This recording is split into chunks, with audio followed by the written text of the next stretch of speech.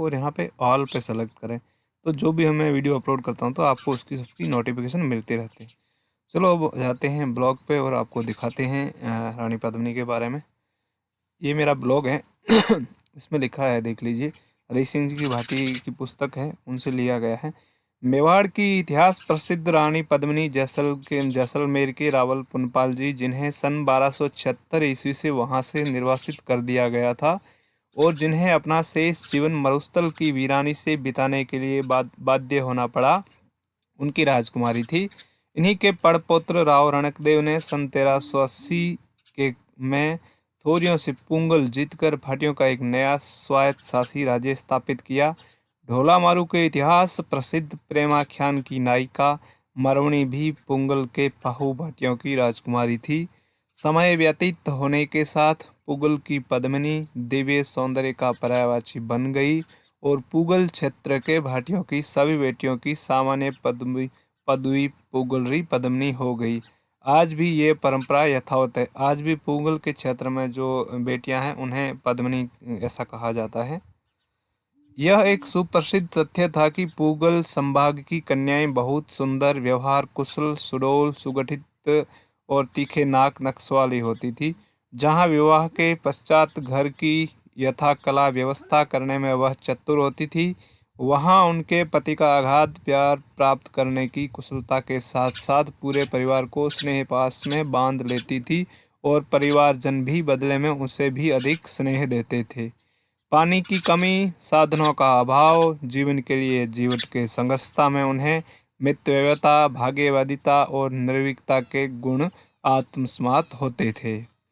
उनके आकर्षक चेहरे, तीखी आकृति, हल्के फुल्के अनुपात में देह का मॉडल गठन का प्रमुख उज्बेकिस्तान, बुखारा, ईरान, कश्मीर, अफगानिस्तान और उत्तर पश्चिमी सीमांत प्रांत से उनका प्राचीन भौगोलिक संबंध व संपर्क होना रहा था। उन क्षेत्रों की अपेक्षाकृत ठंडी जलवायु से गोरा रंग, गुलाबी गाल व होठ होना स्वाभाविक था, किंतु जब पूगल क्षेत्र की उष्ण व खुश्क जलवायु में इसका शताब्दियों तक मृदु सम्मिश्रण होता रहा और उनकी सुंदरता चार चांद जुड़ गए। केवल यही नहीं, इस क्षेत्र की कन्याएं सुंदर, आकर्षक और सुडौल होती थी। पूगल क्षेत्र की राठी नस्ल की गायें भी उष्ण व खुश्क जलवायु और वातावरण के प्रभाव से अछूती नहीं रही। उनका गठन, डील-डौल, रंग, चाल ढाल व दूध देने की क्षमता अन्य संभागों से भी अब भी 21 है।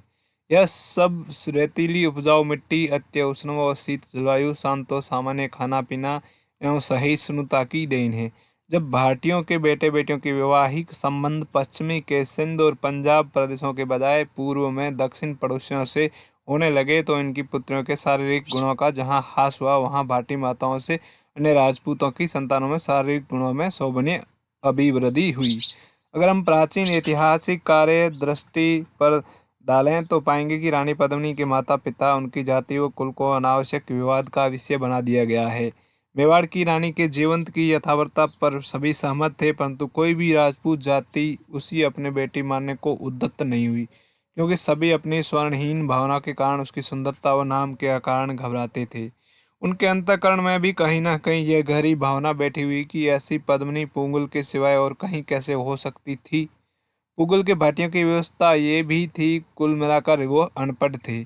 उनका अपना लिखित में कोई इतिहास न था और परिस्थितिवश उन्होंने अपने आप को रेगिस्तान के सुरक्षात्मक वैफय के एकांत में समेट लिया था। कोई भी निश्चित मौखिक कथन पर विश्वास करने या ध्यान देने को तत्पर नहीं होता था। उन्हें तो लिखित प्रमाण चाहे भले ही सरासर मिथ्या ही क्यों न हो, ऐसा कौन सा अभागा वंश होगा जो पद्मिनी बेटी जैसी दिव्य शोभा, गुणों की खान और बलिदानों की मूर्ति को अपने प्रत्यक्ष वंश परंपरा से जोड़कर गौरवान्वित नहीं होगा। पुंगल के इतिहास के अल्प परिचित अनभिज्ञ इतिहासकारों ने पद्मिनी को कहीं न कहीं अपनी पसंद की खाप या जाति की उपयोजिता बना दी, और अगर संयोगवश वह उसके वंश और खानदान ही सही पहचान करने में सफल नहीं हुए तो उन्होंने अस्तित्व पर पूर्ण विराम लगाकर इतिश्री कर दी। तवारीख जैसलमेर और जैसलमेर की ख्यात के अनुसार रावल पुनपन जी के 3 रानियां थी। रानी पेंपकौर परिहारिणी, यह बेलवा के राणा उदयराज सिंह की पुत्री। इनसे लखम सिंह भोजदेव 2 राजकुमार हुए। पुगलिया या पुंगल भाटी भोजदेव के वंशज हैं। दूसरी सिरोही की रानी जामकंवर देवड़ी, इनके चरड़ा और लूणराव दो राजकुमार, इनके वंशज क्रमशः चरड़ा और लूणराव भाटी है। इन्हीं रानी की पुत्री राजकुमारी पद्मिनी थी, थरपारकर के राणा राजपाल की पुत्री सोडी रानी से। इनके पुत्र रणधीर के वंशज रणधीरोत भाटी है। पुनपाल जी द्वारा सन 1276 ईस्वी में जैसलमेर त्यागने के पश्चात उनकी रानी जामकौर देवड़ी चौहान ने सन 1285 ईस्वी में राजकुमारी पद्मिनी ने जन्म लिया। इनका विवाह चित्तौड़ के रावल रतन सिंह जी के साथ हुआ। रानी जामकौर देवड़ी नारौर से जाड़ो राय देवड़ा की पुत्री थी। जालोर की चौहान शासकों का विस्तृत राज्य था। जामकौर देवड़ी के पिता वर्तमान जालोर राज्य के सामंत थे। जायसी ग्रंथावली पृष्ठ संख्या 24 में पंडित रामचंद्र शुक्ल ने रानी पद्मिनी के पति का नाम रतन सिंह या रतन सेन दिया है। यही नाम आइन अकबरी में दिया गया है। कवि जायस ने भी शासक का नाम रतन सिंह दिया है। पंडित शुक्ल के अनुसार वर्तमान राजपूताना समीप के गुजरात में सिंगल नाम का एक छोटा राज्य होना चाहिए था। सिरोही राजस्थान और गुजरात की सीमा पर है। श्रीलंका में चौहाना का कोई उपनिवेश नहीं था। श्रीलंका के निवासी कभी गोरे नहीं होते हैं, इसलिए राजकुमारी पद्मिनी जैसा सुंदर व कन्या वहाँ संतान नहीं हो सकती है। सिंधल द्वीप और वहाँ की पद्मिनी केवल गोरखपंथी साधुओं की कल्पित कथा है। सोनग्राज चौहानों के इतिहास में पृष्ठ संख्या 45 में हुक्म सिंह भाटी गोरा और बादल जालोर के सोनग्राज चौहान थे। गोरा बादल के चाचा थे। चित्तौड़ आने से पहले गुजरात के शासक विशल देव सोलंकी के प्रधान थे। इनकी भांजी का विवाह चित्तौड़ के बाद इनके मामा गोरा और ममेरे भाई बादल सोलंकियों की सेवा छोड़कर चित्तौड़ आ गए। विद्वान पंडित रामचंद्र शुक्ल ने थोड़ी भूल कर दी है। रानी जामकौर देवड़ी चौड़ा चौहानों के अधीन राजस्थान से लगती गुजरात सीमा में सिंहलवाड़ा संभाग की थी। रानी जामकौर देवड़ी के भाई गोरा रानी पद्मिनी के मामा थे और बादल उनके ममेरे भाई।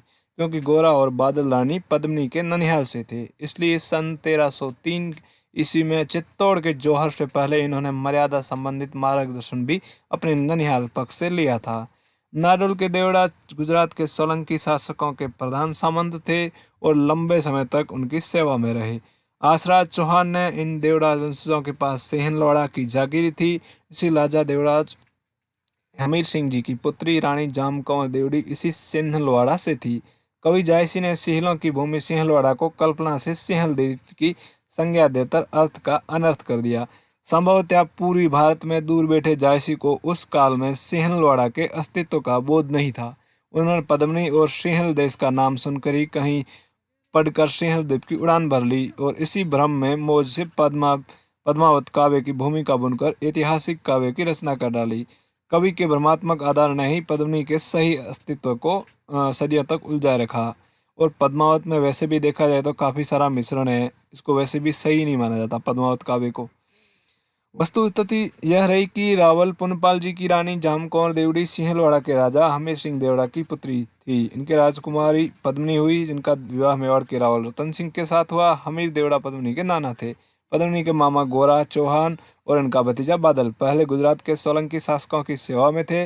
अपनी भांजी का विवाह मेवाड़ हो जाने के बाद वो गुजरात की सेवा छोड़कर मेवाड़ के रावल की सेवा में चित्तौड़ चले गए। राजपूतों में यह परंपरा भी रही है कि बहन या बेटी के साथ पियर और ननिहाल पक्ष से सरदार पुरोहित व सेवक सेविकाएं अवश्य आते रहते हैं, ताकि नए घर में पीहर में विधवा से बेटी उदास नहीं रहे। निकट में यह संबंधी उसके उसके पीहर की मान मर्यादा अवगत कराते रहे और संकट की घड़ी से उसका साथ देते रहे। सन 1295 ईस्वी में से जैसलमेर के पहले साके तक राजकुमारी पद्मिनी सयानी हो चली थी। वह सुंदर कन्या तरुणाई से प्रवेश कर रही थी। साके के बाद से दिनों में भाटी बाहुल्य प्रधान क्षेत्रों में अलाउद्दीन खिलजी के गुप्तचर वेदियों की भरमार थी। पुनपाल जी को चिंता हुई कि कहीं राजकुमारी के सौंदर्य और रूप लाने की सूचना सुल्तान तक नहीं पहुंच जाए, और फिर अगर सुल्तान ने उन्हें पद्मिनी की मांग करी तो उनके पास इस अबोध बालिका के बचाव का कोई साधन भी तो नहीं था। वापस जैसलमेर की शरण में लेना आत्मसादी पुनपाल जी के प्रति का प्रश्न था, और साक्य के बाद जैसलमेर में उनके साथ देने वाला बचा ही कौन था। अगर उसकी गिद्ध निगाहों की पूर्व होश से पद्मिनी का कुछ बचाव संभव नहीं हो सका तो उनके पास स्वयं के हाथों पद्मिनी का गला घोटने के जहर के सिवाय कोई विकल्प शेष नहीं था। संभावित परिदृश्य पर विचार करके पुनपाल जी ने जल्दी से पद्मिनी का विवाह रतन सिंह के साथ किए जाने की प्रस्तावना स्वरूप परंपरागत नारियल कुल पुरोहित के साथ मेवाड़ के रावल समर सिंह के पास भेजा। पुरोहित के साथ रावल को यह भी कहता है कि भेजा कि राज्य की निराशित के लिए कारण वह मेवाड़ की प्रतिष्ठा के अनुरूप दहेज आदि की व्यवस्था करने में असमर्थ थे। मेवाड़ के शासक उनके व्यवस्था समझते थे। सारे घटनाक्रमों को जानकार लेते हुए उन्होंने पद्मिनी के राजकुमार रतन सिंह देव सिंह के साथ विवाह का प्रस्ताव तत्परता से स्वीकार कर लिया। अपनी इस अपेक्षाकृत पतली दशा तथा समय की मेवाड़ की उच्च प्रतिष्ठा को ध्यान में रखते हुए पुनपाल जी ने पद्मिनी का ढवाल मेवाड़ भेज दिया और विवाह की सारी रस्म धार्मिक विधि पूर्वक चित्तौड़ में की गई। राजकुमारी पद्मिनी का जन्म 1825 ईस्वी में, विवाह सन 1300 ईस्वी में हुआ था। भाटी और मेवाड़ी एक दूसरे अनजान नहीं थे। प्राचीन काल से इनके आपसी विवाह संबंधित होते आए। रावल से देवराज का एक विवाह राजा सूरजमल गहलोत की राजकुमारी सरजू कंवर, रावल मुंशी जी का विवाह अष्टी जी की राजकुमारी राम कंवर से, रावल विजयराज लांजा का विवाह रावल कर्ण समशियोजित की राजकुमारी शिव कंवर से, रावल शालिवान का विवाह रावल जय सिंह की राजकुमारी राजकुंवर से हुआ। मेवाड़ के प्रथम राणा राहुल पुगल की पाहु भाटी राजकुमारी रणदेवी के पुत्र थे। रावणमल राठौड़े का एक विवाह बीकमपुर के भाटियों के यहाँ हुआ था और उनकी बहन अस्साबाई चित्तौड़ के लाखा राणा को ब्याही थी, जिनके पुत्र राणा मोकल थे। इस प्रकार भाटियों और मेवाड़ियों के पीढ़ी दर पीढ़ी आपस में वैवाहिक आदान प्रदान होते आए।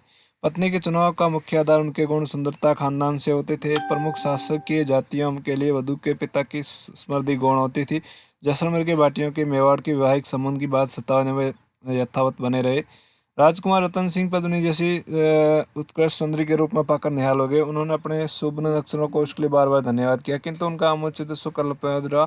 जिस दूरदर्शिता से पूर्णपाल जी ने पुगल के मरुदर में अमूल्य धरोहर अलाउद्दीन खिलजी के गुप्त चुराव और भेदियों को तीखी निगाहों से बचकर मेवाड़ और चित्तौड़ की अपेक्षा सुरक्षित पालन प्रदान किए, चाहे उन्हें यह कामना पूर्ण नहीं हुई। चित्तौड़ में सुल्तान खिलजी के पास, शिविर के पास तुच्छ परस्पर के लिए मंडाते हुए मेवाड़ी भृत्यों ने रानी पद्मिनी के अद्वितीय रूप लावण्य की प्रशंसा उनके सामने डाली। बस विनाश हो चुका। जिस नियति की आशंका पूर्णपाल जी को चित्तौड़ से 300 मील दूर पुगल में थी, उसी नियति की खेल ने पद्मिनी को चित्तौड़ के रंग में दिखाया। वो 18 वर्षों की नवनिर्चना चित्तौड़गढ़ में सन 1330 ईस्वी में अग्नि की बलि चढ़ गई। कहाँ मरुत प्रदेश के रुसीले शुष्क वातावरण में पली पोसी उच्च रखल पद्मिनी का भांगे उस खींच कर अलावरी की भाटियों में ले गया, जहाँ रक्त रंजित संघर्ष का कारण बनकर स्वाहा हो गई और राजपूत और मेवाड़ में इतिहास में पूजनीय बनकर रह गई। भाटियों को गर्व है कि पुगल की माटी बेटी रानी पद्मिनी भटियाणी ने जीवित रहते हुए भाटियों और गहलोतों के आत्मसम्मान और समझौते के बिना हजारों छत्राणियों, वृद्धा व युवाओं को नेतृत्व करते हुए उन्हें आत्मदाह का मर्यादा का मार्ग बताया। कहते हैं कि जौहर पद्मिनी ने अपने मामा गोरा और ममेरे भाई बादल के विचार विमर्श में किया था। दोनों ने मर्यादा अनुसार सर्वोच्च बलिदान का मार्ग चुना। एक राख बन गई, दूसरा का रक्त धरती की माँ बेटी में बीज सुरक्षित रखने के लिए सौंप लिया। जितना पुगल की पद्मिनी ने रूप लावण्य, साहस और बलिदान से भारतीय वाडमे को प्रभावित किया, उतना अन्य किसी ने नहीं किया, क्योंकि पद्मिनी का सौंदर्य साधारण संग्राहक की सोच शक्ति से परे था। इसलिए तथाकथित विद्वानों ने बिना सोचे समझे रुके उनकी वंश परंपरा को कहीं न कहीं किसी ने कहाँ टांग कर एक गौरवमय इतिहास की इतिश्री कर दी। उनके लिए पुगल इतना समीप का साधारण पड़ोसी था कि पद्मिनी जैसी असाधारण रानी की जन्मभूमि हो ही नहीं सकती। आज्ञान, ईश्वरों, जनश्रुति आदि कारण से बाध्य होकर विद्वानों और अज्ञानियों ने पद्मिनी को ऐसी दूर जगह स्थापित करके संतोष किया जैसे किसी ने कभी देखा तक नहीं, केवल उसकी स्तुति रामायण से सुनी थी। यहाँ यह बताना भी सामयिक होगा कि रानी पद्मिनी से 100 साल बाद पुगल ने ही पाहु भाटियों की बेटी रानी रणक देवी पर मेवाड़ के प्रथम सिसोदिया राणा राहुप की माता थी। पुगल क्षेत्र की सभी सुंदर कुमारियों को पद्मिनी नाम से संबोधित किया जाता था। उनका असली नाम चाहे कुछ भी और ही होता था। पद्मिनी जातिवाचक संज्ञा थी, न कि व्यक्तिवाचक। मंडोर के बाहुक प्रतिहार शासक की भटियाणी माता को सम्मान से पद्मिनी कहते थे। उनका असली नाम पद्मिनी नहीं था। ये था आज का वीडियो। कैसा लगा आपको वीडियो, और कैसा लगा ये जो एक भ्रांति थी, वो आप मुझे बताएं नीचे कमेंट करके, और अपने मित्रों को वीडियो को शेयर करें ताकि ज़्यादा से ज़्यादा इस भ्रांति का निवारण हो सके। आप सभी ने वीडियो देखा, इसके लिए आप सभी का बहुत बहुत शुक्रिया।